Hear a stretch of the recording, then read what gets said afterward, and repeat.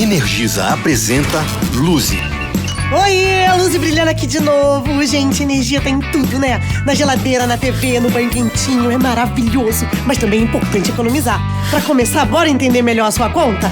Nela, uma parte do valor vai pra geração e transmissão, outra pros impostos e encargos, e tem um pedacinho pra Energisa levar a eletricidade até você, que é a distribuição. Quer mais dicas? Me segue nas redes da Energisa. Energisa! Esse aí na bike sou eu. No começo, minha mãe me segurava. Um dia ela me soltou e eu saí pedalando sem perceber. Com o inglês, foi a mesma coisa. Eu não entendia nada, mas quando eu me soltei, eu tava falando. Nice hat. So funny. When you learn something naturally, with confidence and expert teachers, you'll never forget it. English and Spanish for life, only at CCAA. CCAA, é assim que se fala.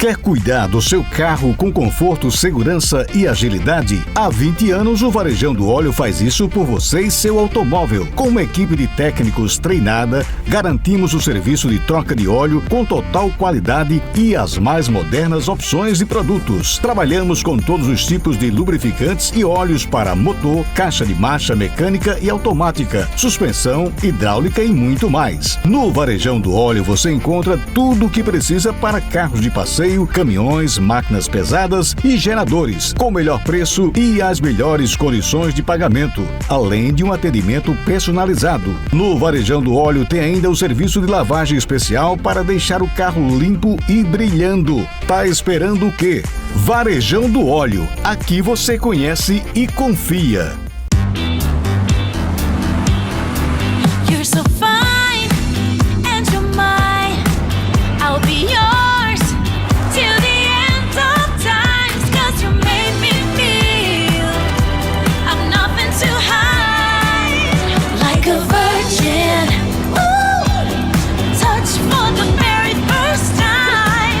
Sua primeira vez no híbrido tem tudo pra ser no Fiat.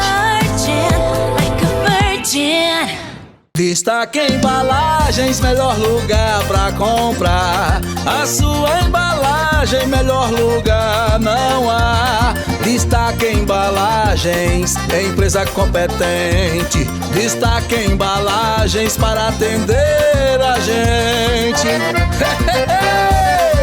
Destaque Embalagens, líder do mercado de embalagens e temperos e alho em todo o Nordeste. Destaque Embalagem, essa eu confio. Com inovação e tradição, no Veracruz você vai estudar. Do infantil, fundamental, médio, técnico você vai encontrar. Vem ser feliz, vem ser Veracruz. Quer mudar, vem pra cá. Quer mudar, vem pra cá. Tudo em educação em um só lugar. Quer mudar, vem pra cá. Quer mudar, vem pra cá. Vem ser feliz, vem ser Veracruz.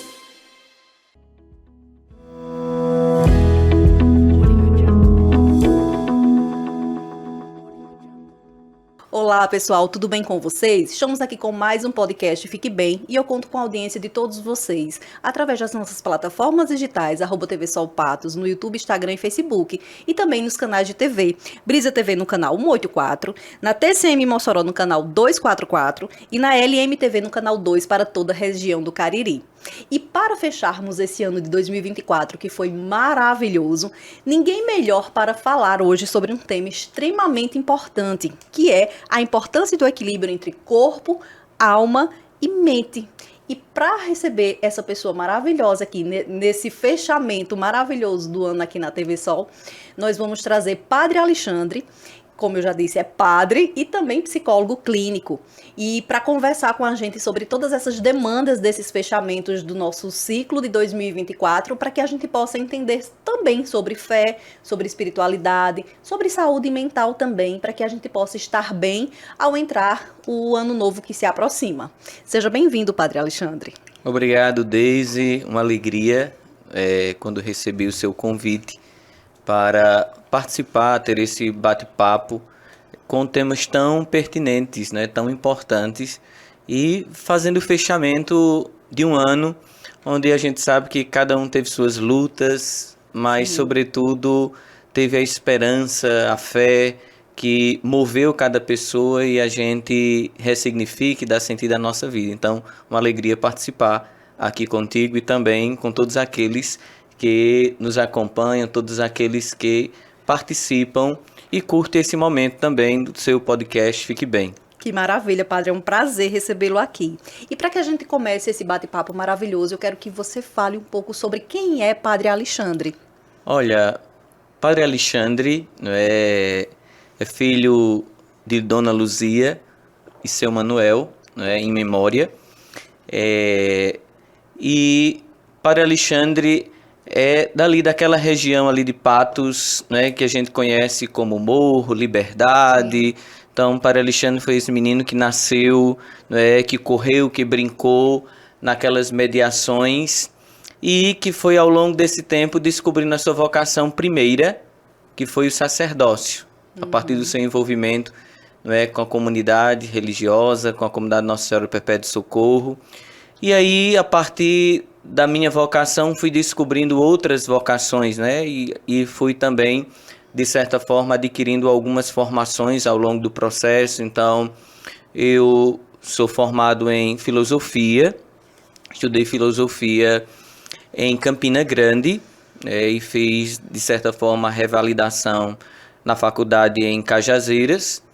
Também estudei teologia em João Pessoa e também, já após a vivência do sacerdócio, eu cursei psicologia na Unifip e fiz também um mestrado em filosofia pela UFPB.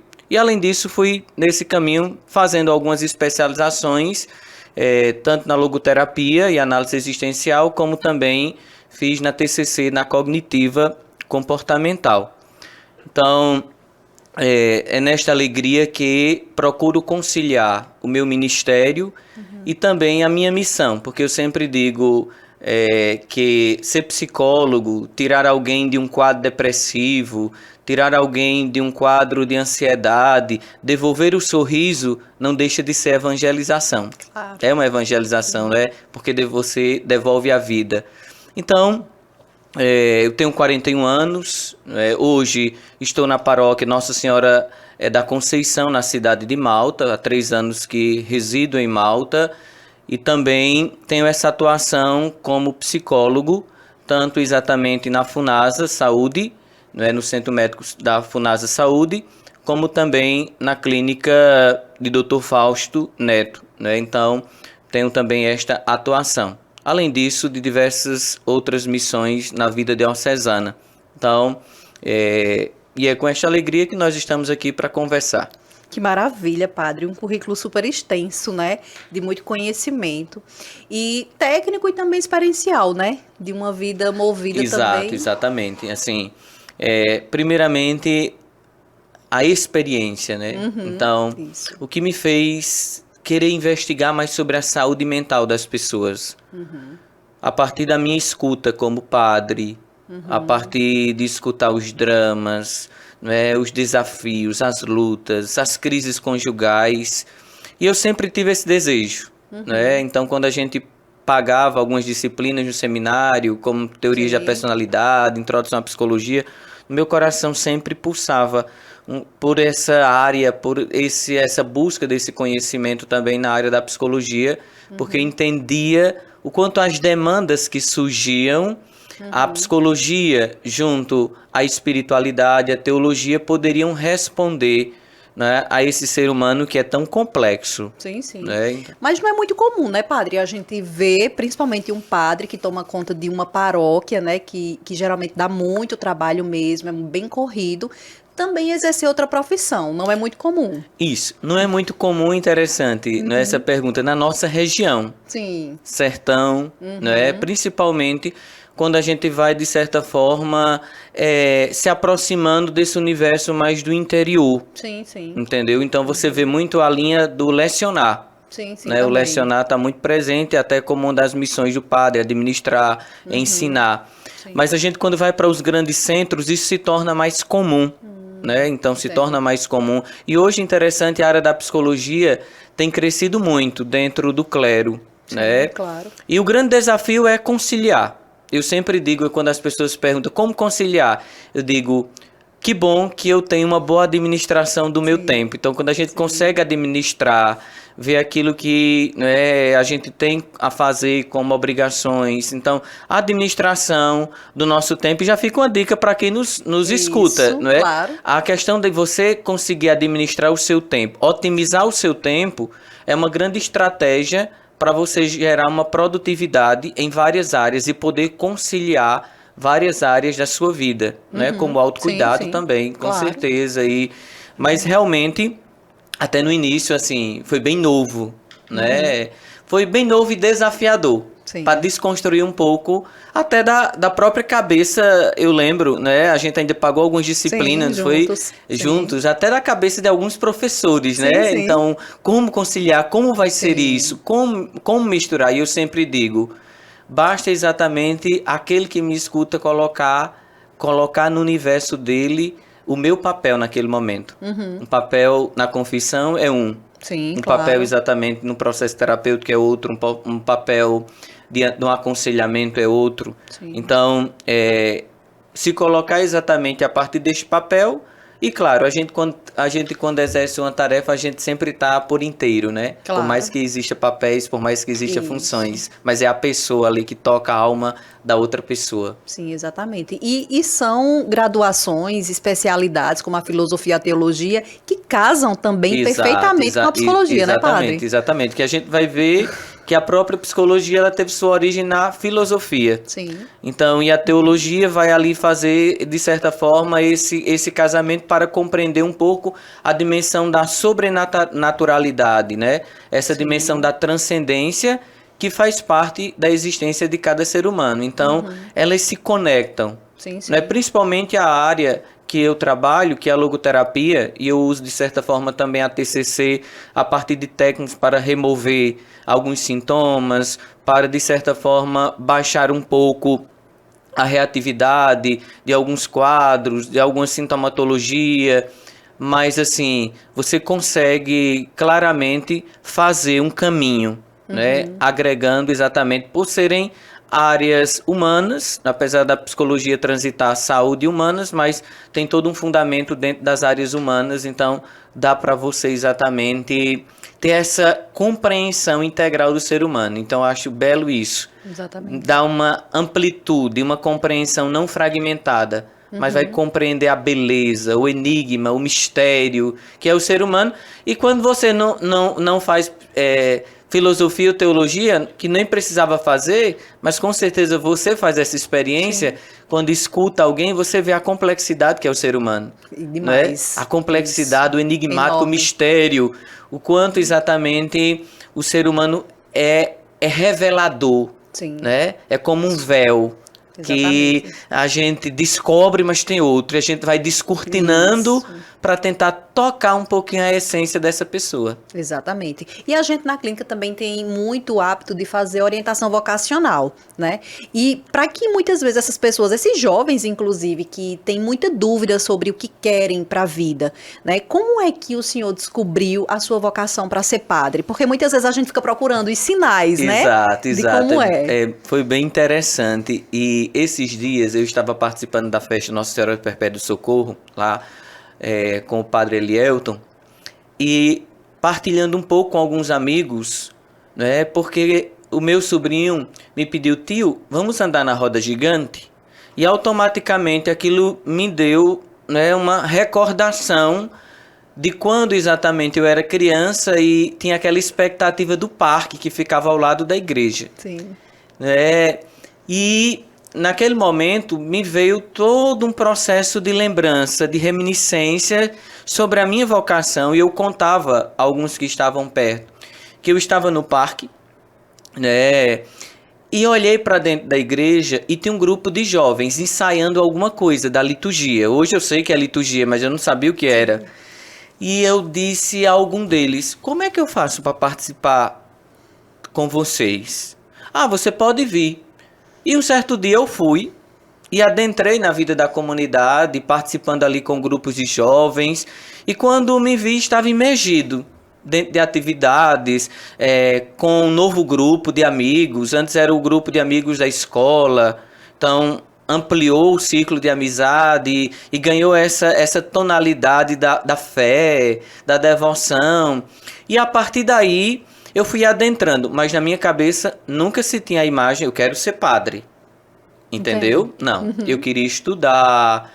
Então eu sempre fui uma pessoa muito dedicada aos estudos, uma pessoa que gostava da igreja, gostava de estar em casa, gostava de estudar. Então, de certa forma, eu fui um único dos filhos que os pais, meus pais não precisavam dizer assim, vá à igreja, vá fazer o catecismo. Que hoje é bem comum, né? Eu mesmo me Empurrar. inscrevia. Eu mesmo me inscrevia, eu mesmo e queria participar de tudo, e aí fui Sim. participando. E um certo dia, o Padre Elias, que é padre da paróquia de São Sebastião, lembro como fosse hoje, ele disse assim, eu passando pela sacristia, né, que é um cômodo lá na igreja, ele disse assim, Alexandre poderia ir. Eu lembro que eu fiz uma cara assim de assustado. Pra quê? Ele disse, para o encontro vocacional. Eu disse, não quero ser padre não.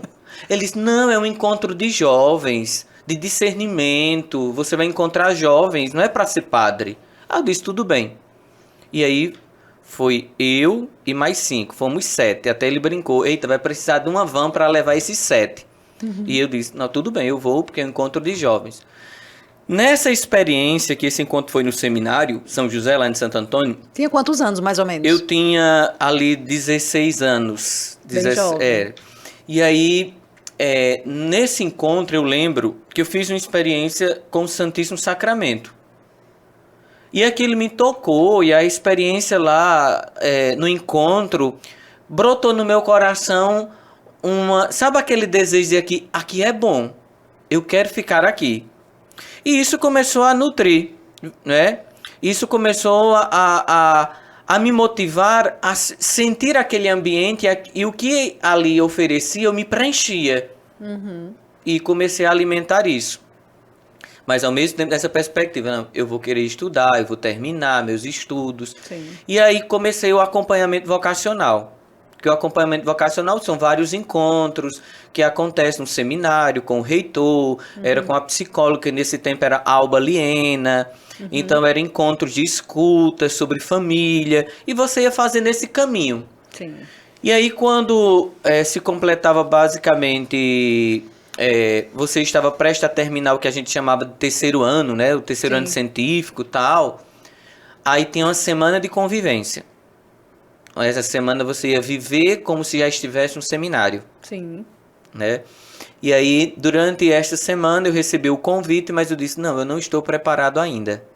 Eu preciso de um ano, eu quero terminar meus estudos, para neste último ano, do terceiro ano, eu discernir se é isso. Aí terminei o terceiro ano, no outro ano recebi o convite novamente e ingressei. Mas dizia lá em casa, mãe, deixa minha cama arrumada, viu? Porque se lá não der certo, eu volto para casa. Né? Então, assim, e nessa história, daqueles 6, 7 jovens, todos os outros 6 diziam que queria ser padre. E você não. Eu não. Desses 7 jovens, somente eu, né, fui ordenado, ou seja, continuei o caminho, né? Pra gente ver os sinais de Deus, né? Deus contraria a gente, Deus escreve por caminhos e por lógicas que a gente não entende. E aí, o que é que acontece? A gente vai confirmando. Sim. Porque ao longo da vida, os sinais vocacionais, eles vão sendo confirmados na nossa existência. Às vezes até nos momentos de dor, de dificuldade, de adoecimento. Por exemplo, quando meu pai teve AVC, que eu precisava sair de Patos para estudar em Campina. Nunca tinha saído para Campina para estudar. E ali foi um momento para mim difícil, né? Onde eu pensei, não, eu vou ficar, que eu vou trabalhar, eu vou ajudar minha mãe, eu vou ajudar minha família. Meu pai teve um AVC, está acamado. E aí, nesse momento, a família chega, os irmãos chegam e dizem, não, você não vai mudar a história de pai. Se a tua história continua, a gente está aqui. E aí, por exemplo, Deus me confirmava. Então, Deus vai confirmando. Então, o recado que eu dou a cada jovem também, que vive essa busca de discernimento vocacional, primeiramente, os teus olhos têm que brilhar. Tem que haver um encanto. Não é um encanto emocional, é o que eu falo. Porque ele pode ser passageiro. Mas tu tem que olhar para aquela realidade que tu almeja. Se eu quero ser padre, se eu quero ser médico, se eu quero ser psicólogo, se eu quero ser advogado, eu sempre faço o exercício de se veja lá. E ao se ver lá, o que você sente? Como você se vê atuando? Como você se sente atuando? Né? Então, brilha teus olhos, te encanta. Traz sorriso, traz um bem-estar. Então isso já é um sinal. E não é só um sinal humano, é sinal também divino. Então, para dizer assim, resumindo, que Deus vai nos confirmando por meio de pessoas, por meio de acontecimentos, por meio da nossa espiritualidade, da nossa vivência pessoal, onde a gente vai também confirmando. E o termômetro vai ser esse bem-estar, essa autorrealização que nos faz confirmar, dizer, é este caminho mesmo. Sim. Aqui eu estou me encontrando. Porque quando você diz, não está encontrado, quando você está desencontrado, o teu corpo vai sinalizar, a tua mente vai sinalizar, e a tua alma não vai expressar a vivacidade que é própria da alma. Não vai existir aquela conexão, daquilo que você pode oferecer ao outro. Com certeza não. Porque toda profissão a gente tem que oferecer algo ao outro. Com certeza. E a gente tem que ver se a gente tem essa capacidade de fazer essa ponte. Exatamente. Hoje a gente vê muitas pessoas, por exemplo, fazendo medicina por status. Não, meus pais podem pagar e eu vou lá e faço. Mas você tem realmente essa vocação para ser médico, para salvar vidas, para tocar a alma do outro, para ser humano mesmo? Porque em toda profissão a gente precisa desenvolver essas habilidades, né, padre? Isso, com certeza, sim. Eu tenho que ter essa clareza, né? Esse sentir, né? Esse sentir, né? Então, assim, eu gosto muito de Viktor Frankl, né? Quando o Viktor Frankl diz, tem que ter um sentido. E quando algo tem um sentido, ele se torna um valor. E quando algo se torna um valor, brilha teus olhos. Então, você vai viver uma vida não para si. Você vai viver uma vida para o outro também. Porque, seja na missão, seja na profissão, aquilo que você vai exercer, vai tocando a vida do outro, vai trazer exatamente o quê? Esperança, fé, alegria, renovação, tudo de bom. Então, aí onde a gente descobre o papel da gente. É como, por exemplo, hoje, eu tenho essa clareza, por exemplo, algumas pessoas podem até nem compreender, né? Mas, por exemplo, eu tenho essa clareza do quanto, por exemplo, o exercício do ministério e a missão também, que eu chamo missão na psicologia, toca almas. Entendeu? Não deixa de ser uma experiência de levar esperança, de levar vida. E para mim também, de certa forma, é um fator motivacional que dá sentido à minha existência e que me embeleza, me alegra, me motiva e dá razões também ao viver. E falando de Viktor Frankl, que é maravilhoso, a gente que está assim à frente da clínica, e a gente recebe muitas pessoas que, por exemplo, chegam pra gente e dizem assim, eu não vejo sentido na minha vida. Eu tenho tudo, mas eu sinto que eu não tenho nada. O que falar, padre, para essas pessoas que não encontram esse sentido na vida? Como direcionar essas pessoas? Como muitas vezes aconselhar, orientar para que elas possam encontrar esse sentido na vida?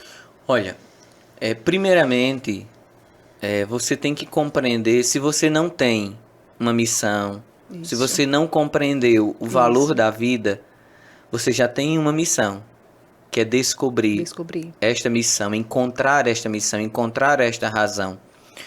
Então, primeiramente, você encontrando esse sentido na compreensão de que você não está no mundo por acaso. Você tem exatamente uma história antes de você. Isso. E aí, consequentemente, você tem que olhar. Muitas vezes eu vejo que as pessoas que falam não encontram sentido na vida é porque elas estão centradas no passado. Também. Não é? Porque às vezes as coisas não aconteceram como eu Sim. gostaria, como eu planejei. Porque a vida, a família que eu tenho não era a que eu queria. A estrutura familiar, financeira. Aí eu começo a olhar para o outro, aí eu começo a me comparar. Aí a minha vida não tem sentido. E tudo aquilo que é de ruim que acontece, a pessoa carrega a vida toda. Parece que tem uma obrigação de carregar, né? Exatamente. Então, eu preciso olhar para o futuro. Sim. Claro, nada é mais meu do que o meu passado. Claro. Nada é mais nosso do que o passado, porém o passado não me determina. Claro, não né? pode. E o passado faz parte de uma linha da minha história. Mas o futuro é exatamente essa experiência que a partir do presente eu vou o quê? Eu vou encontrando razões para se viver. Por isso que o sentido, eu como padre, eu como psicólogo, você como psicóloga, você não pode, nós não podemos dar sentido ao outro. Sim, claro. Porque o sentido ele não é dado, ele é encontrado. Sim. Então, o jovem, né, o casal, ou seja, qualquer pessoa que esteja vivendo de certa forma essa frieza, essa falta de sentido, saiba que a primeira coisa você tem que descobrir, existe um sentido. E como encontrar esse sentido? Olhando para a tua vida, vendo as coisas boas que já aconteceram, traçando metas, criando objetivos, não é? Olhando para o que a vida já te deu, já te ofereceu, colocando diante de você essa perspectiva de possibilidades. Se eu não posso isso, mas o que é que eu posso? O que é que está ao meu alcance? Porque eu sempre digo assim, para encontrar sentido, eu preciso fazer o quê? Eu preciso ampliar o campo de possibilidade para eu enxergar melhor a vida. Sim, claro. Né? Porque quando eu não amplio esse campo de possibilidade, eu fico preso naquilo que eu gostaria de mudar, naquilo que eu gostaria de ter, na vida que eu gostaria de ter. E isso é sinônimo de frustração. Muita. Não é? Então eu preciso... Frank diz, por exemplo, uma coisa interessante. Ele diz que a gente encontra sentido a partir de uma tríade. Uma tríade chamada tríade valorativa. Que são os valores de criação, valores vivenciais e valores atitudinais. O que é isso? Então já deixo a dica para você. Valor criacional. O que você exatamente está deixando? Está terminando o ano. O que eu tenho deixado para a vida? O que é que eu tenho construído? Ou você tem só esperado? Tem pessoas que só esperam. Sim. E a melhor posição perante a vida não é esperar, porque esperar é sinônimo de frustração. Eu posso esperar de você e você pode não me oferecer o que eu espero. Exatamente. Mas se eu respondo à vida, é diferente. Sim. Se vê o sol, vou passar um protetor, vou pegar um guarda-chuva. Veja, se tá chuva, um agasalho. Então, isso é responder à vida. Então, isso é o valor de criação. O que é que eu tenho deixado? O valor vivencial, o que eu tenho recebido? Às vezes a gente está tão míope, às vezes a gente está com um campo de visão tão centrado na negatividade que a gente esquece de olhar assim para trás e ver quantas coisas eu recebi. Sim. Às vezes porque eu não recebi uma coisa que eu queria. E aí eu anulo as outras. Todas né? as outras. Então, eu tenho que ver o que é que a vida também tem me oferecido. E valor atitudinal é como eu tenho enfrentado o que eu não posso mudar. Como eu tenho me posicionado diante da vida, diante de situações de adversidades, né? Então, como eu tenho. Por isso que nessa experiência a fé ela é tão importante. Porque ela me ajuda a acessar uma área que muitas vezes está adormecida dentro da gente, que é a potencialidade do espírito, que é essa capacidade de autotranscender, de ressignificar, né? De olhar para outro ângulo, noutra perspectiva. Claro. Então, já que o senhor pegou essa deixa aí, explica pra gente o que é fé, né? Porque para cada um, fé se torna algo diferente muitas vezes, né? E muitas vezes a gente fala muito sobre ter fé, mas no momento em que a gente passa por uma dificuldade, a gente não consegue exercer essa fé. Explica pra gente, padre. Olha, primeiramente existe uma fé antropológica e existe uma fé teológica. A fé antropológica é aquela fé que, vamos dizer assim, ela está imbuída, está em nós, está na criança. Né? Então, que muitas vezes ela é expressa com a vontade, com o desejo. E a fé teológica é a fé exatamente a partir de uma dimensão transcendental.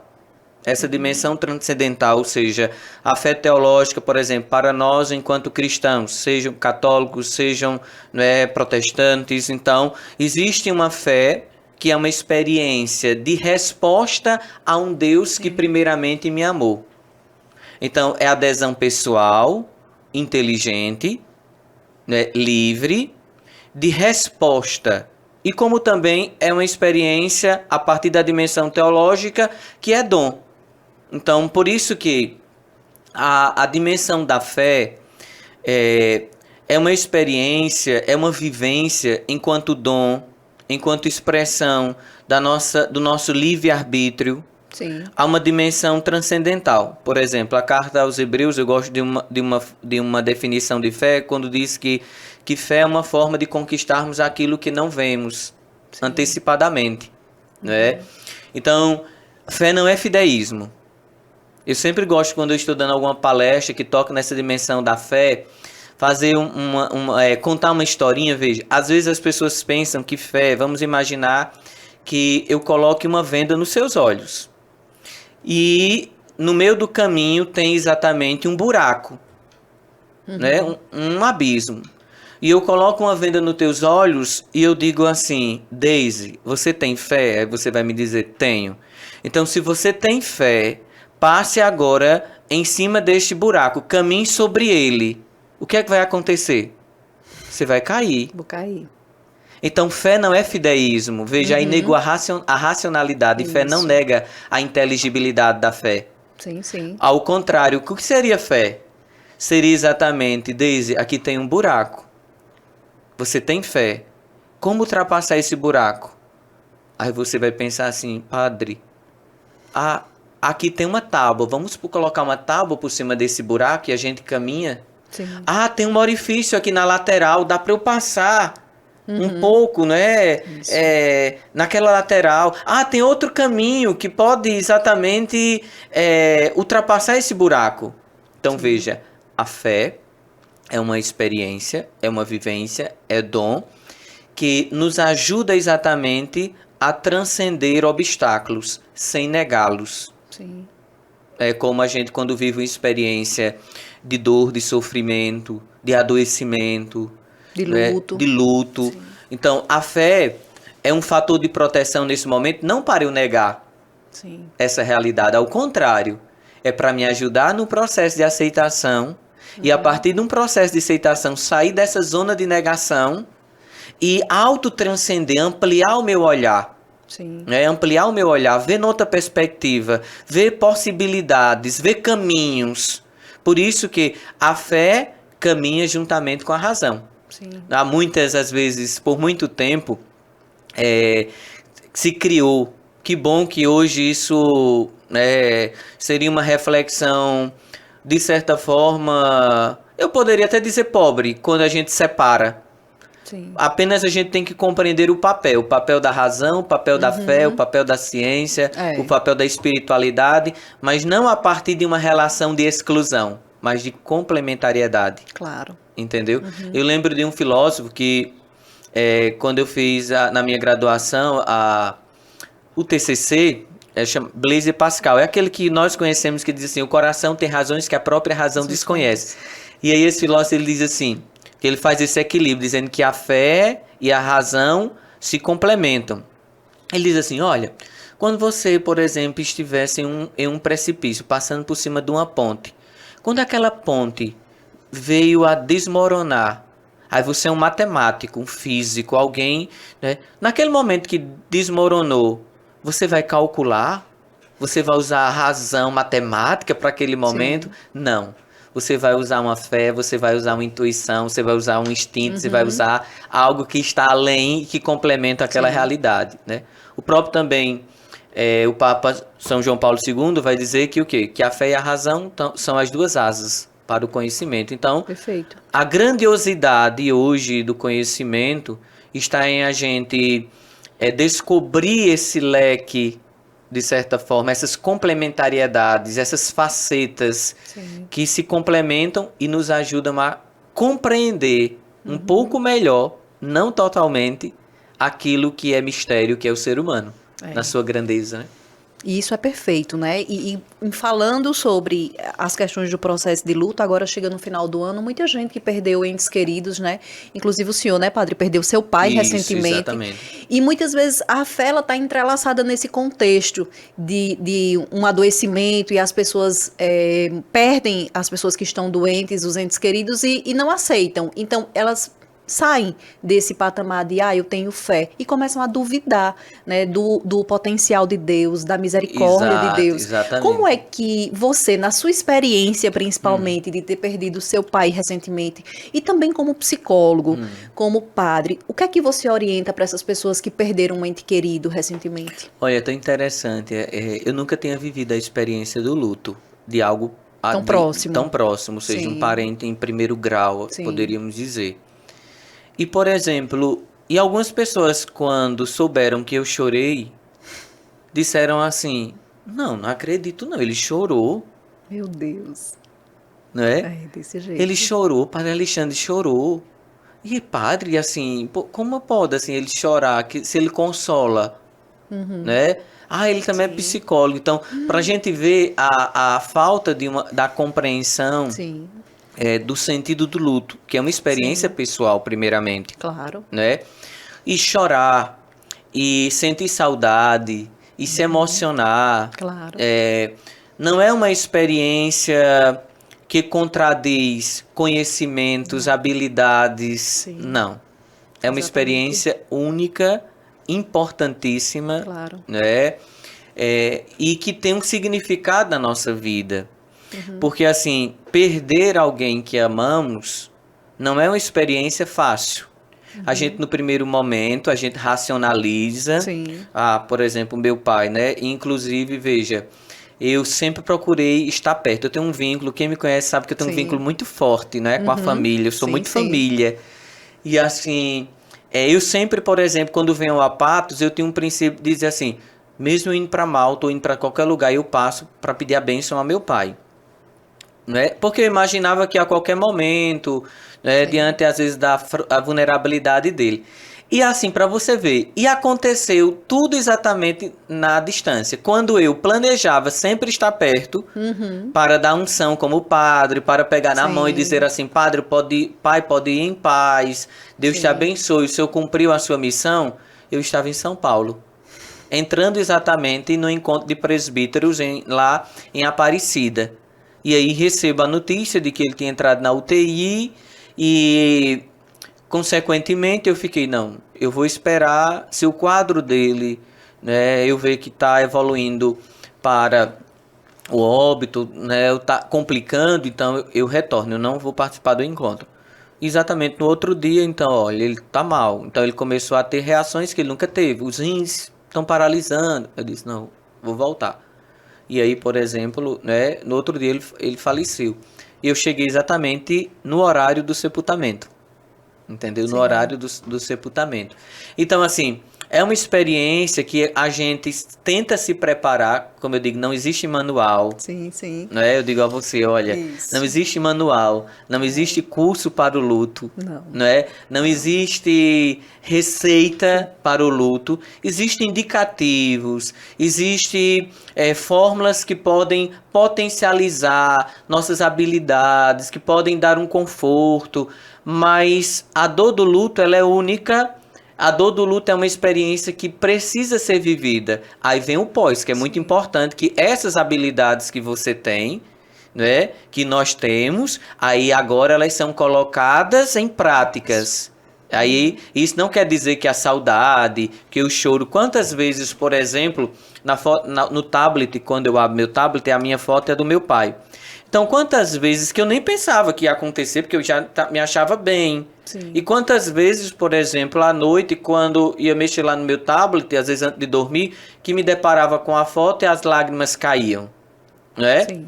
Então, para dizer o quê? Veja, isso é uma experiência humana. Sim. Né? Sim. E ali naquele momento, você, por exemplo, a lágrima desce, mas você se acalma com a espiritualidade. Sim. Né? Porque você diz para você, não, isso é só de saudade. A gente tem saudade do que foi bom.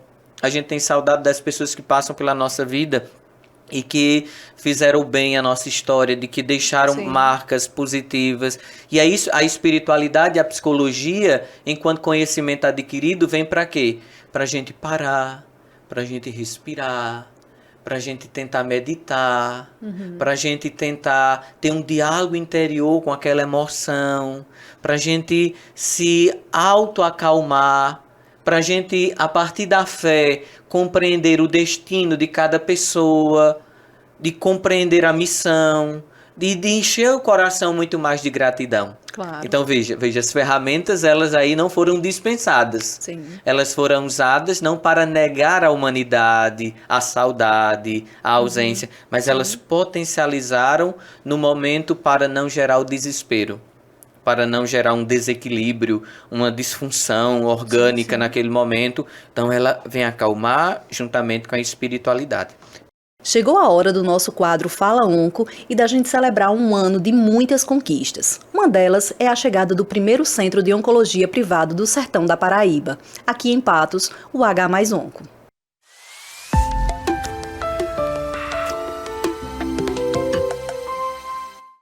Nesse último dia do ano de 2024, a nossa parceria com a doutora Lidiane Guimarães comemora a abertura do H+Onco, um centro de oncologia moderno, tecnológico e com uma equipe altamente qualificada para tratar pacientes com câncer.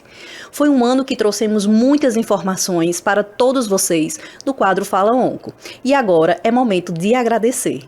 Daisy, chegamos no dia 31 de dezembro de 2024 e o que eu posso dizer para vocês é muito obrigada por mais um ano. Esse ano que Patos me abraçou, me acolheu muito. Foi esse ano que a gente inaugurou o H+Onco, o primeiro centro de oncologia privado no sertão da Paraíba, algo que foi idealizado há um tempo atrás da minha vida e que, graças a Deus, se tornou realidade. Tenho que agradecer muito a confiança dos meus pacientes, a confiança e o cuidado. É tão bom vê-los bem, se sentindo bem, suas famílias acolhidas. Eu só tenho a agradecer a 2024. Foi um ano que eu viajei muito de avião para conseguir chegar de Patos para Recife. Eu ainda continuo nessa ponte aérea Recife-Patos, mas que também, por motivos de força maior, pela ampliação do aeroporto de Patos, eu tive que vir de ônibus para cá, de ônibus, de carro. E eu vi o quanto que é dispendioso, o quanto que é cansativo estar nessa estrada. Imagina para os pacientes aqui do sertão ter que ficar na estrada, Campinas, João Pessoa, Recife, como eu faço estando sadia. Então, a ideia da gente ter feito o H+Onco foi justamente para encurtar distâncias e a gente conseguir fazer um bom tratamento, ou melhor, o melhor tratamento possível para o paciente daqui do sertão. E eu fico muito grata quando eu tenho as mensagens no meu Instagram, quando as pessoas me reconhecem na rua, quando alguém fala, doutora, eu me cuidei, doutora, eu fiz a minha mamografia, doutora, eu falei com meu pai, ele foi para o médico. Isso é muito gratificante. Esse projeto do Fala Onco também está aqui as câmeras, é um desafio para mim também e foi muito importante, sabe? O quanto que a gente, da nossa palavra, o quanto de informação a gente pode ajudar os outros e nos ajudar também a nos desenvolver. Agradeço a oportunidade da TV Sol, agradeço a oportunidade do Fique Bem, agradeço a oportunidade que você me deu, Daisy, da gente estar aqui nessa parceria que vai se alongar por 2025, um ano maravilhoso de consolidação, de sucesso, de saúde. Quando eu falo com alguém que eu desejo para 2025 é saúde, porque com saúde a gente vai para qualquer lugar, a gente faz qualquer coisa na nossa vida. Saúde e paz, o resto a gente corre atrás. Para os meus pacientes, muito obrigada pelo carinho. Eu espero que em 2025 vocês tenham saúde, bênçãos, sabe, prosperidade, tenham paz. É o mais importante que a gente deve desejar a qualquer pessoa da nossa vida. E famílias unidas. Quem tem família tem tudo, como a gente fala. Eu espero que vocês estejam hoje nesse Réveillon, agora no dia 31, com seus familiares, contemplando a chegada de 2025, que seja um ano de paz, harmonia, muito amor e muita saúde. Um grande beijo. Que a gente se veja daqui a pouquinho, bem pertinho, 2025 está chegando e a gente continua no Fala Onco. Um grande beijo e até lá! Obrigada por todas essas informações, doutora Lidiane Guimarães, que você conseguiu trazer para todos os telespectadores do quadro Fala Onco aqui no podcast Fique Bem. Ano que vem estaremos com mais informações sobre o câncer.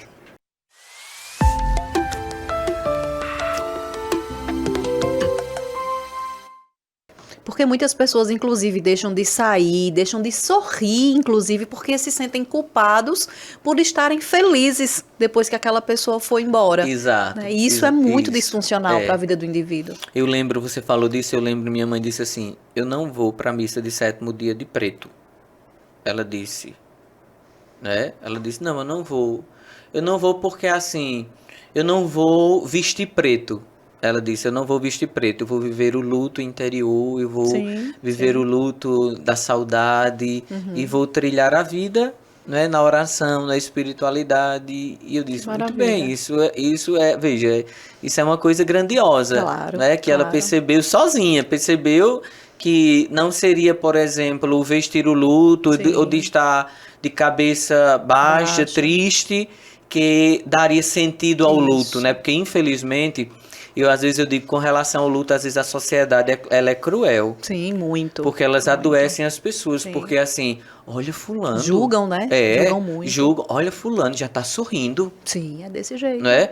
Olha, já foi pra uma festa. Já foi pra uma festa. Isso. Fulano já fez uma festa na sua casa, todo mundo sorrindo. Né? Olha, naquele dia lá no caixão, para que aquele desespero? E agora, depois de um mês, está sorrindo. Isso. Então, veja, isso é desumano. Sim. Isso é uma falta de uma compreensão, isso é um julgamento. Não, o luto, antes de ser, por livre e espontânea vontade, uma experiência exterior de acessórios, de cores, né?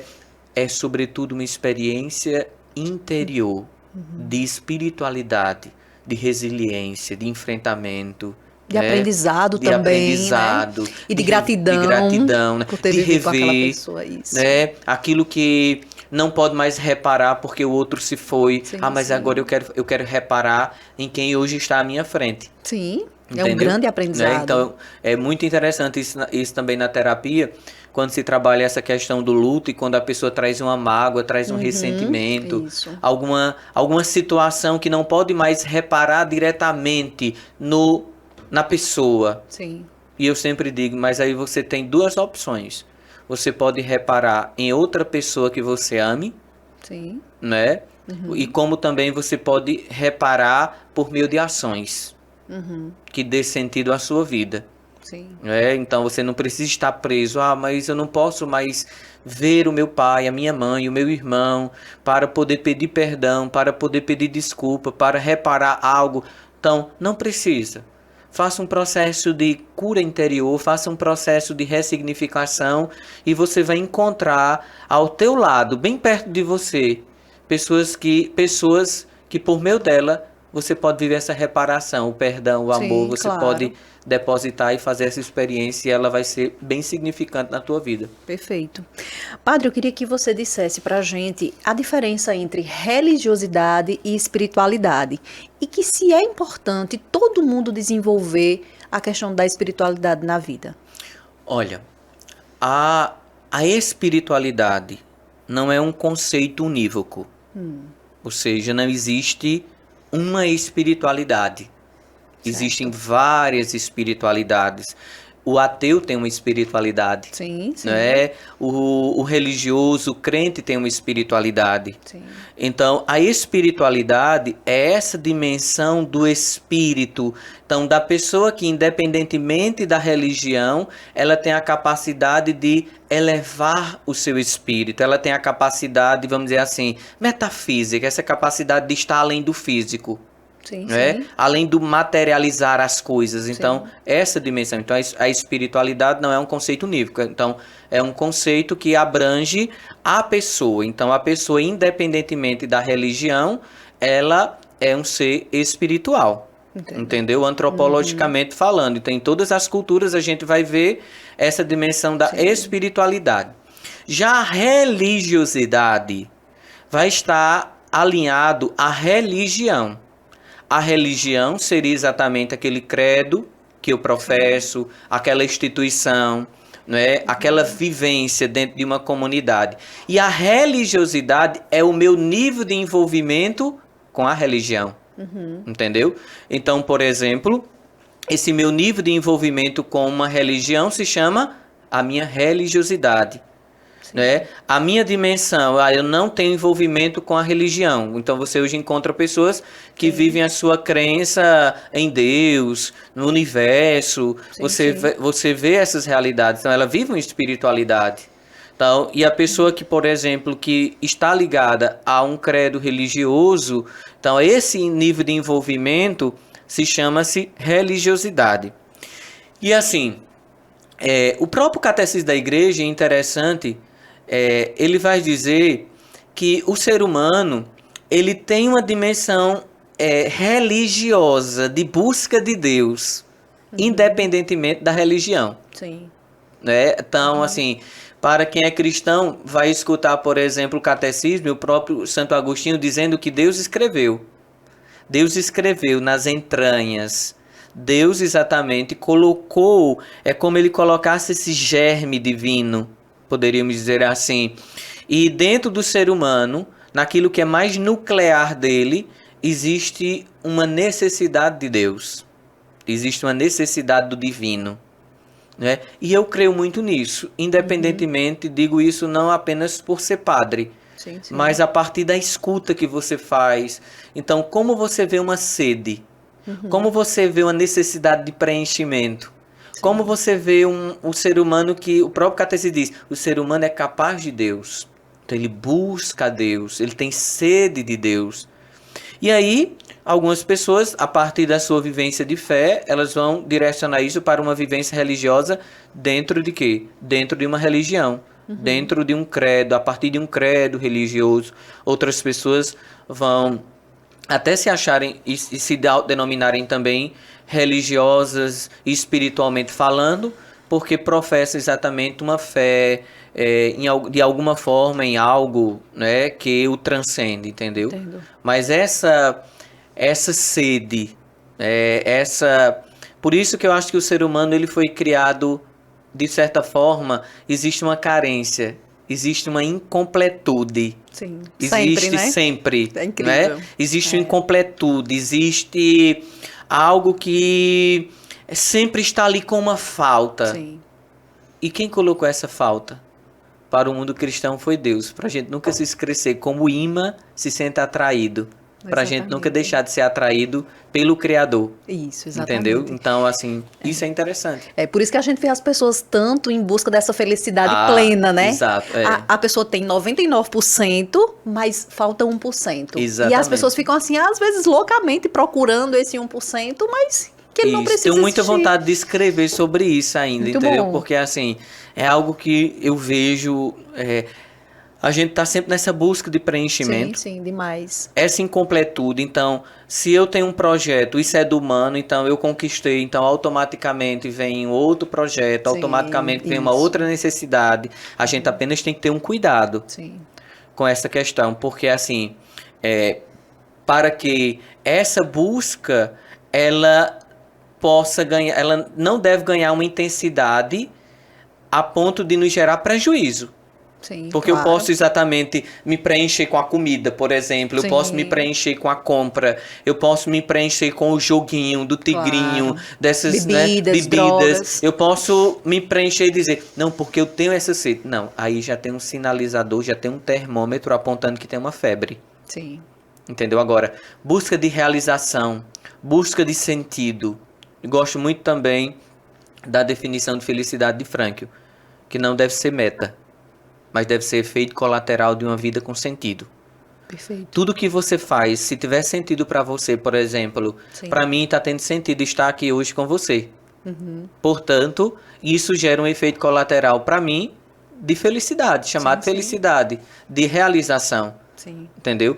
Então, é nessa dinâmica da vida que eu vou atribuindo valores, sentido, a partir também de um suprassentido que me move e que dá razão e que dá sentido à minha vida. E aí eu vou vivendo uma vida feliz, sem cair naquele projeto fantasioso de vida feliz, aqui, sem dores, sem problemas. Sim. Não, essa vida não existe porque eu estou nesse mundo marcado por condicionamentos, por adversidades, por situações que podem me tirar do controle. E isso tem gerado uma problemática muito maior, né, padre? Porque hoje, como a gente vive imerso dentro da tecnologia, as pessoas elas têm gerado uma expectativa maior, uma projeção maior, agora muitas vezes em torno da vida do outro. Você acredita que as redes sociais ela tem trazido malefícios para a saúde mental e espiritual também das pessoas? Olha, com certeza. Até porque a partir das redes sociais se cria, se desenvolve crenças, né? Pensamentos sobre o sentido da vida, sobre o corpo que eu almejo ter, Principalmente. sobre a vida que eu quero ter, sobre as viagens que eu preciso fazer. Então isso vai criando no universo psíquico das pessoas uma idealização e, consequentemente, isso vai gerando distorções cognitivas, porque a pessoa cai em processo de comparação. Demais. E aí, nesse processo de comparação, ativa emoções e uma disfunção orgânica que, consequentemente, vai gerar comportamentos também disfuncionais. Sim, sim. Então, em síntese, as redes sociais, é entretenimento, sim. Tem o seu valor, é muito bacana, né? A gente, por exemplo, fazer anúncio, a gente fazer uma reflexão, a gente expor essa nossa conversa, esse nosso momento que vai edificar. Tem muita coisa boa, né? Tem muita coisa boa, né? Porém, as pessoas elas precisam filtrar. Como? Né, cresceu-se exatamente a questão dos influencers, né, digitais. Então, como isso se tornou exatamente uma profissão, poderíamos dizer, não é? Uma forma de viver. Então, eu tenho que compreender que a vida do outro, quem está por trás da tela, não é tão bela. Tem dores, né? Tem situações difíceis. Então, não acorda maquiada todos os dias. Todos os dias, exatamente. Não é sorrindo a todos os momentos, não é com humor a todos os momentos. Não, ali há todo um trabalho para uma produção, para se chegar aquele conteúdo até você. Então, se você compreende que é um conteúdo fabricado para informar, para divertir, para influenciar de fato, ótimo. Né? Agora, se você começa a querer projetar a tua vida e isso vai gerando um entristecimento porque tu queria ter aquela vida, tu queria possuir aquele corpo. Então, você vai fugindo de você, você vai se desencontrando de si. E quando a gente se desencontra de si mesmo, a gente se perde no caminho. E aí, perdido vai gerar vazio. E vazio eu vou querer me preencher de qualquer coisa. E aí vem tantos adoecimentos, tantos problemas. Exatamente. E Padre Alexandre, é incrível como, quando a gente está no consultório, eu sempre faço uma pergunta para os meus pacientes, assim, de cara, e eu sempre pergunto, quem é você? E é incrível como a gente fica assim, naquele vácuo, né?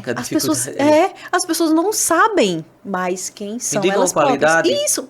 Qual? Não tenho. Mas pergunte sobre o artista tal, sobre tal influenciador, sobre tal cantor, sobre o vizinho. Isso, exatamente. As pessoas definem perfeitamente. As pessoas dizem tudo aquilo que está acontecendo na vida daquela pessoa. Agora, esse fato de se autoconhecer, como é que as pessoas podem se direcionar para esse autoconhecimento, padre? Olha, primeiramente eu acredito que a gente tem que revisitar a nossa história. Sim. Entendeu? E a nossa história não é essa só que a gente está vivendo agora, nesse momento. A nossa história é desde a nossa constituição familiar, quando os nossos pais pensaram, planejaram ou não. Né? Quando eu comecei a falar, comecei a andar, comecei a ir à escola. Ou seja, eu tenho que revisitar a minha história. E assim, o primeiro passo que eu digo é, faça uma autobiografia. Entendeu? Reescreva, faça um diário. Entendeu? No seminário, eu sempre pedi aos meninos, quando estava acompanhando, para eles fazerem uma autobiografia. E aí eu dava todo um direcionamento, entendeu? Porque a partir do direcionamento tocavam áreas que eles mesmos nem lembravam. Entendeu? Então, assim, fazer essa revisitação da história, da minha história, e acolher que a minha história é a tua história. Entendeu? Então, aqui está um ponto de partida. E a partir de conhecer a minha história, eu vou entender atitudes, eu vou entender temperamento, eu vou entender a minha personalidade, em que ambiente foi formado, quais as influências que eu tive, entendeu?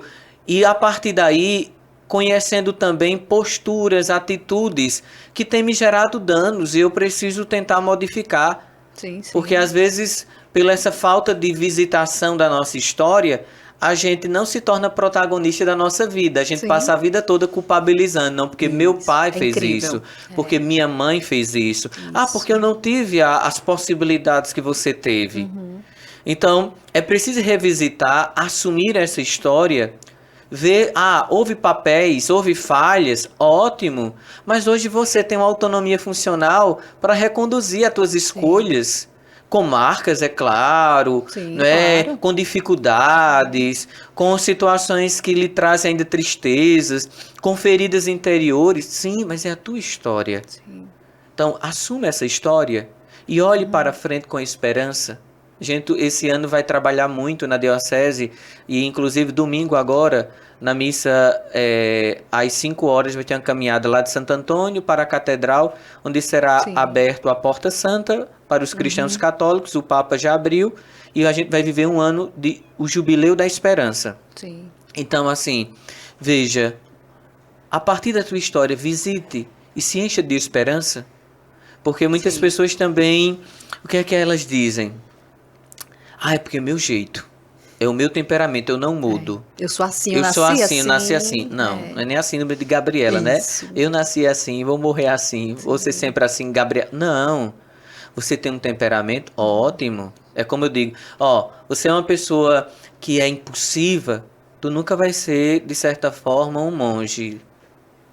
Uma pessoa com outro oposto, poderíamos. Claro que pode ter monges que também, né, tem a sua impulsividade, poderíamos dizer. Mas aquela tranquilidade. Não, mas tu vai ter um autocontrole para não te deixar que isso lhe cause prejuízo. Sim, sim. Entendeu? Então, porque todos os dias você está aprendendo. Claro.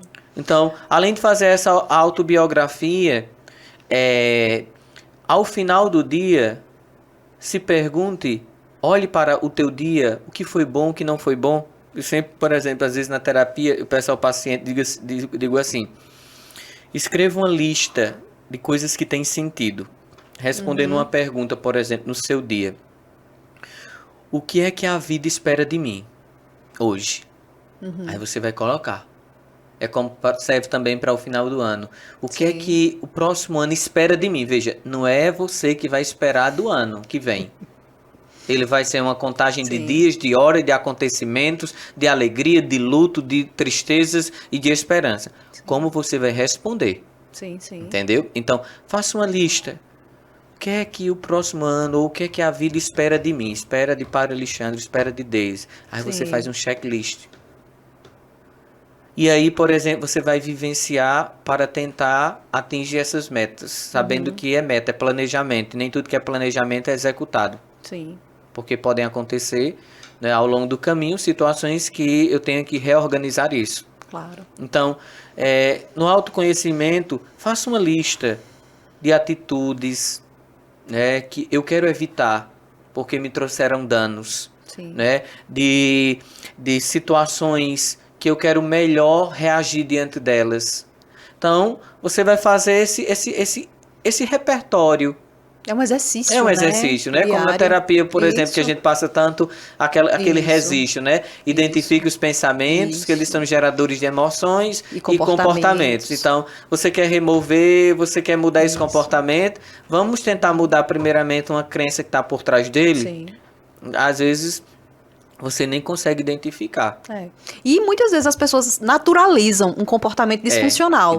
Como gritar, como ser procrastinador, né? Como várias outras questões na nossa vida que a gente vai deixando para trás, aquilo que a gente pode desenvolver com uma habilidade maravilhosa que a gente tem. Mas o fato das pessoas também reclamarem, padre, tem sido devastador na vida das pessoas, a reclamação, né? Demais, né? A murmúria, a incapacidade de positivar, otimizar, se alegrar com o outro, valorizar. Né? Então, cria um ciclo vicioso. Então, eu trabalho muito, por exemplo, na paróquia, dentro de uma festa sempre de padroeiro, eu faço muito encontros, né? Tanto de espiritualidades como também envolvendo a dimensão da psicologia. E eu fiz os mandamentos, 10 mandamentos para melhor vivermos a festa do nosso padroeiro. E um deles eu coloquei lá, não reclamar. Perfeito. Entendeu? Não reclamar. Sim. Então, por quê? Porque a reclamação gera uma disfuncionalidade. Sim, A reclamação minimiza o campo de visão. A reclamação me impede de ver o lado bom das pessoas, me impede de ser empático. Então, assim, reclamar nunca será o melhor caminho, nem a única e melhor alternativa. Você tem sempre outra. Entendeu? Então, tem coisas na vida que nos chateia? Tem. Tem coisas que acontecem que não foram como eu gostaria? Tem. Isso pode gerar um sentimento chamado raiva? Sim, tranquilo. Isso pode me irritar? Tranquilo. Porque também as pessoas pensam que a gente, ou seja, o psicólogo, o padre, não pode viu? Sentir raiva, não pode...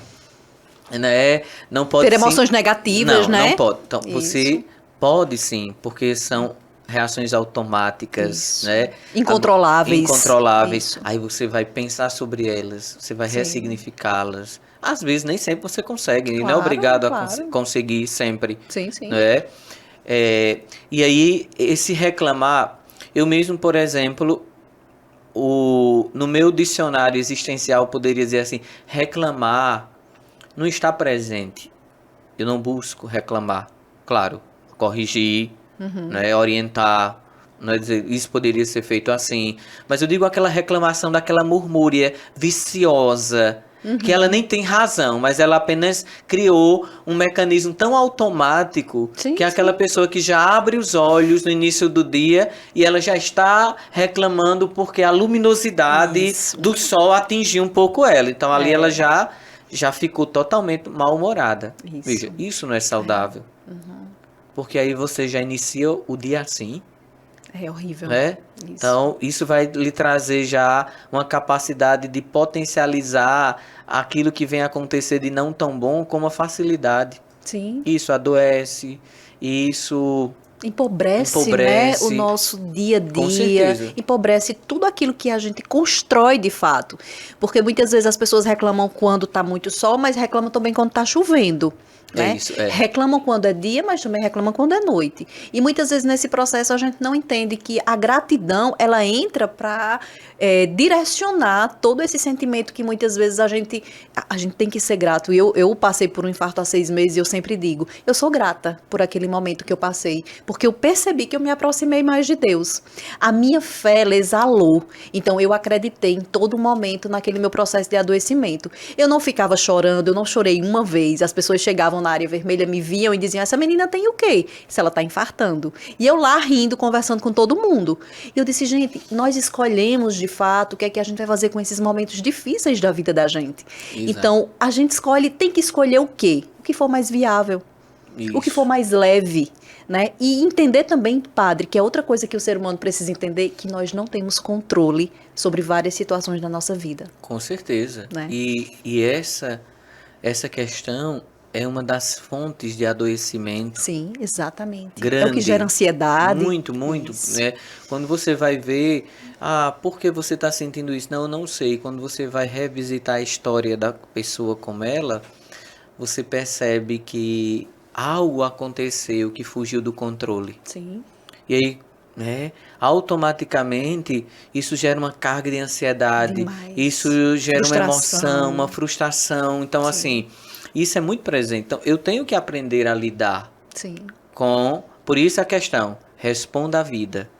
Não espere. Sim. Não queira ter controle. Tenha planejamento. Sim. Né? Tenha organização, otimize o seu tempo, tenha estratégias de melhor enfrentamento.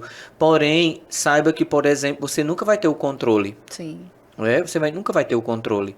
Exatamente. Então, as coisas vão fugir ao teu controle. E elas, quando fogem ao teu controle, se você ressignifica, se você dá um outro ângulo, uma outra visão, você vai entender que, às vezes, elas fugiram do teu controle e trouxeram benefícios. Exatamente. Né? Exatamente. Porque ela fugiu e ela foi muito mais proveitosa do que se tivesse caminhado. Né? Isso, exatamente. Então, isso a gente vê em experiência. E na espiritualidade, se a gente fosse falar nessa ótica, a gente vai dizer que quem tem o controle de tudo é Deus, né? Exatamente. Então, quem tem o controle de tudo é Deus. Madre Santa, né, Teresa de Calcutá, vai dizer que nós somos lápis nas mãos de Deus. Sim. Nós escrevemos a história por meio desse lápis nas mãos de Deus. Então, eu faço escolhas no meu livre-arbítrio, eu faço discernimento, Deus ilumina a minha inteligência que foi criada por Ele para ser usada para o bem, para o amor, para a justiça. Então, assim, eu vou fazendo as minhas escolhas e a partir dessa minha escolha eu vou construindo essa minha existência e dando sentido a ela. Sim, sim. Então, consequentemente, nesse caminhar, eu vou ver que muitas coisas podem ir para um caminho que eu não gostaria, porque eu não vivo sozinho. Então, tem pessoas que cruzam meu caminho, eu estou dentro de uma família, eu estou dentro de um trabalho, eu estou dentro de um grupo de pessoas. Então, consequentemente, a gente está sempre recebendo também essas influências e podem mudar um pouco a nossa rota. Exatamente. Isso é comum. E mudança de rota não é algo ruim. Mudança de rota, quando é entendida, ela pode gerar tantas coisas boas, tanto aprendizado, tanto amadurecimento, tanto crescimento também espiritual. Claro. Né? A própria ideia de conversão no Antigo Testamento é uma experiência de mudança de rota. E a experiência de conversão no Novo Testamento é mudança de mentalidade. Então, veja, tudo se alinha. Eu mudo de rota e eu mudo de mentalidade. E aí eu encontro sentido. Sim, sim. E para vocês, padre, falando nessa mudança de rota, vocês vivem como missionários e de repente você se estabelece numa paróquia. E para sair dessa paróquia, geralmente no final do ano tem algumas mudanças. Como é mudar essa rotina, mudar de cidade, de amigos, né, que se fazem na cidade? Como é para você essa mudança? Assim, primeiramente a gente quando assume essa missão, desde o nosso dia da nossa ordenação, a gente já tem essa compreensão. Sim. Tem que ter, né? Compreensão, pelo menos a inteligibilidade, a inteligência. Então, eu já entendo que, por exemplo, que eu vou estar sempre atuando em várias regiões dentro de um território diocesano. Sim, sim. Entendeu? E aí, pelo menos essa primeira compreensão se tem. Mas quando a gente tem a experiência, a vivência, que toca afetos, que toca amizades, né? Que toca essa realidade, vamos dizer assim, da vivência, que a gente cria elos afetivos, familiares, de certa forma encontra até zonas de conforto também, de proteção, de cuidado, de ser amado, de ser cuidado. Então, quando a gente vai para uma outra missão, a gente sente, né? Então, a gente sente, porque a gente se pergunta assim, será que eu vou encontrar essas pessoas que eu encontrei aqui? Sim. Né? A gente se pergunta assim, poxa, meu círculo, sempre gostei muito da atuação da convivência com casais, né? De ter aqueles casais amigos, de se encontrar, às vezes de viajar. Então, como vai ser? Né? Então, a gente tem esse questionamento. Tem a saudade, né? A gente no início tem aí um elo muito profundo. Sim, sim. E aí depois você vai vendo, e aí onde eu vejo que isso é divino, a gente vai vendo que aquilo que antes a gente tinha lá naquela outra paróquia, a gente passa a ter também na nova. A gente conhece pessoas maravilhosas, a gente encontra pessoas que, de certa forma, exercem até uma paternidade, uma maternidade, um cuidado. A gente encontra desafios e a gente, às vezes, até brinca assim, mudou só o endereço em algumas coisas. Exatamente. Entendeu? Então, é um processo de... Porque, assim, esse desalojar-se, esse sair é sempre uma experiência humanamente difícil. Sim, sim. E aí, quando a gente dá sentido a partir da nossa vocação, a partir da nossa missão, a gente começa a entender assim, não, aquele povo,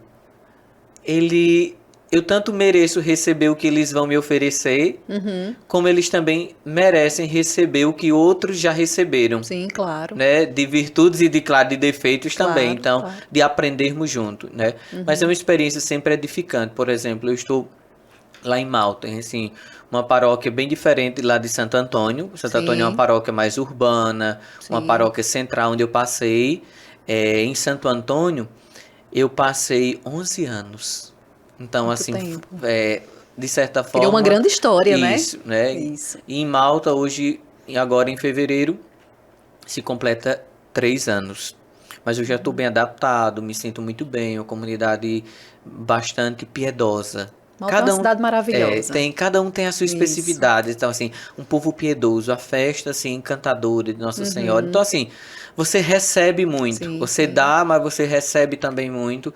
E isso, de certa forma, são motivadores e injeções vocacionais. Sim, sim.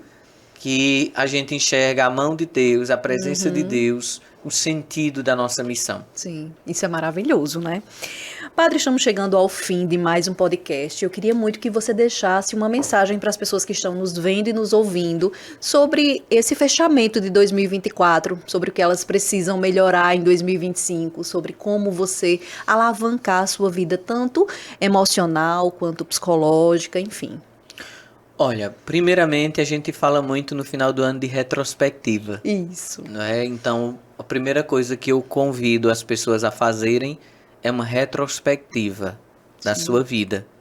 É rever. Deixar de lado murmuração, deixar de lado culpabilização, deixar de lado comparações. Não, seja protagonista da sua história. Assuma essa história. Sim. Com É tudo que sua. ela traz. Ela é sua, não é de mais ninguém. Ela é sua. E ela é divina, ela é abençoada. Entendeu? Então, a primeira coisa é fazer essa retrospectiva da tua história. Assumir essa tua história. Então, esse é um passo fundamental. Por quê? Assumindo a tua história, tu vai fazer uma releitura e tu vai criar perspectiva de como eu quero melhorar essa minha história. Ou seja, aquilo que não foi bom, como eu posso melhorar? Aquelas minhas posturas, as minhas escolhas, a minha procrastinação, ou seja, tudo aquilo que eu tenho feito que não tem me trazido benefícios, bem-estar, que não tem trazido esse efeito colateral chamado felicidade, eu quero reorganizar, eu vou mapear isso, eu vou reorganizar isso. Então, isso é um ponto importante. E outro ponto também importante tem algumas regras na sua vida, como esteja perto de pessoas que você ama, cuide de sua alimentação, pratique esporte, tenha exatamente a espiritualidade, a meditação, o nutrir a fé como algo valoroso em sua vida e compreenda que a vida é exatamente esse curso, essa existência e você vai responder. Então, responda à vida. Se você enfrentar o calor, responda o calor. Se você enfrentar o frio, responda ao frio. Se você enfrentar ao luto, responda ao luto. Responda. Não espere simplesmente. Seja protagonista, confie em Deus, se coloque exatamente diante das mãos de Deus, seja lápis nas mãos de Deus, deixe Ele construir contigo a tua história e vá fazendo escolhas que brilhem os seus olhos, que deem sentido à tua vida e que traga esse efeito colateral chamado felicidade. E assim você, com certeza, vai se tornar uma pessoa bem-aventurada, que, claro, não se esqueça que os erros vão também fazer parte do próximo ano. Porém, você vai reconstruindo, reedificando, reformulando, sem perder essa perspectiva. Olhe para a vida e se pergunte aonde eu quero estar no fim do ano que vem. Como eu quero estar. Aquilo que depende de você, corra atrás. Aquilo que não depende de você, responda de uma forma a não lhe trazer prejuízo. Então, e a fé, minha gente? A fé é esse combustível, é essa forma de alcançar antecipadamente aquilo que almejamos. A fé eleva, transcende a nossa alma. A fé potencializa nossas habilidades. A fé potencializa nossa criatividade. E a fé nos ajuda a superar aquilo que humanamente os teus olhos não conseguem enxergar. A fé vai encontrar caminhos que nem você sabe que existe, porque a fé fundamenta até o invisível, até o não tocável. Então a fé nos ajuda a alcançar e a viver essa autotranscendência. Então, busque a fé, se alimente da esperança e seja protagonista de todos os dias da sua história. Perfeito, Padre Alexandre, perfeito, super emocionante, gente, essa mensagem. E eu quero agradecer demais a sua presença. Como eu já disse, nós estamos fechando o podcast 2024 com chave de ouro, aqui com sua presença, com suas bênçãos, com seu conhecimento técnico, com seu conhecimento teórico, experiencial também, espiritual também. Nós agradecemos demais todas essas contribuições que você trouxe aqui pra gente. Para mim foi uma alegria, não é, participar. Gosto muito, né, de falar sobre todas essas temáticas, Sim. então assim me senti muito à vontade, muito tranquilo, e fazer essa conexão entre espiritualidade, religiosidade, ciência, vivência, tudo isso é maravilhoso, porque isso nos ajuda a compreender essa complexidade da vida. A gente tende às vezes a colocar a vida no preto e no branco, quando a vida não é preto e branco e nunca vai ser. Existe um fio bem tênue entre o preto e branco, que conduz a nossa existência.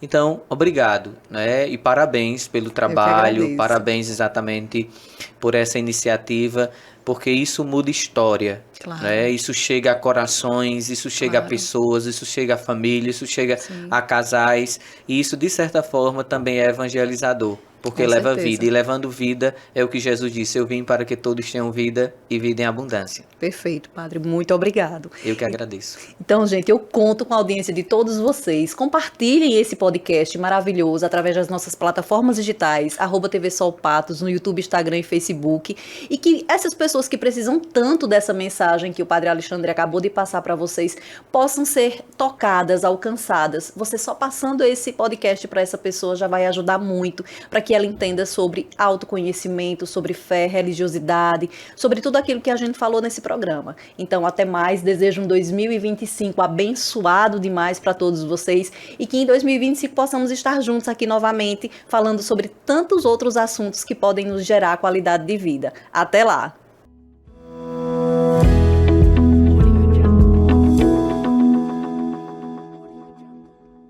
Esse aí na bike sou eu. No começo, minha mãe me segurava. Um dia ela me soltou e eu saí pedalando sem perceber. Com o inglês, foi a mesma coisa. Eu não entendia nada, mas quando eu me soltei, eu tava falando. Nice hat. So funny. When you learn something naturally, with confidence and expert teachers, you'll never forget it. English and Spanish for Life, only at CCAA. CCAA, é assim que se fala. Chegou o novo Tigo 8 Pro, a excelência tecnológica com novo e fascinante design. Esqueça tudo o que você já viu e venha conhecer a 8ª maravilha do mundo, melhor ainda. Venha para o mundo do bom gosto, da exclusividade, do luxo e da melhor tecnologia do mundo. No Colégio Ágape, cada dia é uma nova descoberta. Com atividades lúdicas e criativas, as crianças aprendem inglês enquanto se divertem. Welcome to Ágape School. Com atividades extracurriculares, nossos alunos, além de desenvolverem habilidades tecnológicas, também ampliam a criatividade, o pensamento crítico e o trabalho em equipe. Aqui eu aprendo experimentando. Além de preparar nossos alunos para os desafios acadêmicos, o Colégio Ágape também se destaca como pioneiro na região ao implementar o maior programa socioemocional do mundo, desenvolvido pelo renomado Dr. Augusto Cury, promovendo habilidades emocionais essenciais para toda a vida. O Colégio Ágape me deu uma base acadêmica e emocional que eu precisava, e assim eu adquiri habilidades como resiliência e determinação. E hoje, cursando medicina, eu percebi o quanto isso me fortaleceu para enfrentar os desafios. A combinação de excelência acadêmica e preparação emocional no Ágape nos deu a certeza de que escolhemos o melhor para o futuro de nossa filha. No Ágape, oferecemos muito mais que ensino. Aqui, os alunos descobrem, experimentam, conquistam e crescem em um ambiente cheio de carinho e apoio, adquirindo valores que ficam para sempre. Ágape, aqui é meu lugar.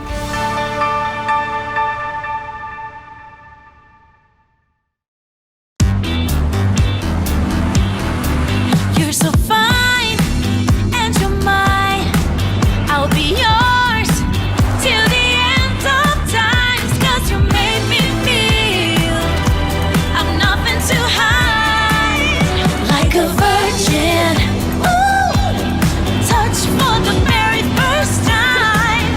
Sua primeira vez no híbrido tem tudo para ser no Fiat. Energisa apresenta Luzi. Oi, Luzi brilhando aqui de novo. Gente, energia tem tudo, né? Na geladeira, na TV, no banho quentinho. É maravilhoso, mas também é importante economizar. Pra começar, bora entender melhor a sua conta? Nela, uma parte do valor vai pra geração e transmissão, outra pros impostos e encargos, e tem um pedacinho pra Energisa levar a eletricidade até você, que é a distribuição. Quer mais dicas? Me segue nas redes da Energisa. Energisa!